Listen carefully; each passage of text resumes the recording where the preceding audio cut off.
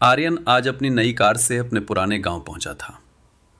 वो अब शहर का एक बहुत बड़ा बिजनेसमैन बन चुका था। घर पहुंचते ही उसने अपनी बड़ी बहन सुधा दीदी के पैर छुए। दीदी की आंखों में खुशी के आंसू थे। शाम को खाने की मेज पर दीदी ने आर्यन की पसंद के सारे पकवान बनाए थे। खीर, पूड़ियां और गर्मा गर्म सब्जी। दीदी बार बार आर्यन की थाली में खाना परोस रही थी, लेकिन खुद कुछ नहीं खा रही थी। आर्यन ने मुस्कुराते हुए कहा, दीदी आप भी तो खाइए। बचपन से आपकी यही आदत है, पहले मुझे खिलाती हैं और फिर खुद खाती हैं। अब तो मैं बड़ा हो गया हूं, अब तो साथ बैठिए। दीदी बस मुस्कुरा दी और बोली, तू खा ले बेटा, मेरा पेट तो तुझे देखकर ही भर गया। तभी आर्यन की नजर पास पड़ी एक पुरानी स्टील की थाली पर पड़ी। उसे याद आया, बचपन में जब माँ बाप नहीं रहे थे तो दीदी मजदूरी करती थी ताकि आर्यन स्कूल जा सके। उस समय घर में अक्सर अनाज कम होता था। दीदी हमेशा आर्यन को भरपेट खिलाती और खुद रसोई के अंधेरे कोने में जाकर खाती थी। आर्यन को अचानक एक पुरानी बात याद आई। उसने चुपके से रसोई में जाकर देखा।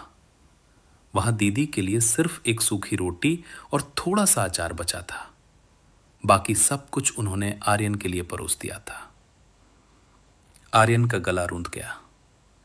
उसे वो दिन याद आया जब वो छोटा था और दीदी से पूछता था, दीदी आपने क्या खाया?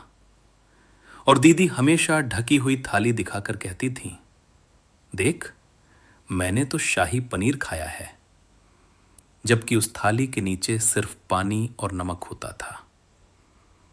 आर्यन वापस मेज पर आया, दीदी का हाथ पकड़ा और उन्हें अपनी कुर्सी पर बिठाया। उसने अपनी थाली दीदी के सामने सरका दी और भरभराई आवाज में कहा, दीदी बचपन में मैं नासमझ था, आपकी झूठी तृप्ति को सच मान लेता था, पर आज मैं इतना बड़ा तो हो गया हूं कि आपकी इस खाली थाली का दर्द समझ सकूं। आज से जब तक आप पहला निवाला नहीं लेंगी, आपका ये भाई खाना नहीं छुएगा। दीदी ने रोते हुए आर्यन को गले लगा लिया। उस दिन आर्यन को एहसास हुआ कि दुनिया की सबसे कीमती चीज उसकी कामयाबी नहीं, बल्कि उसकी बहन का वो निस्वार्थ प्रेम है जिसने उसे इस काबिल बनाया।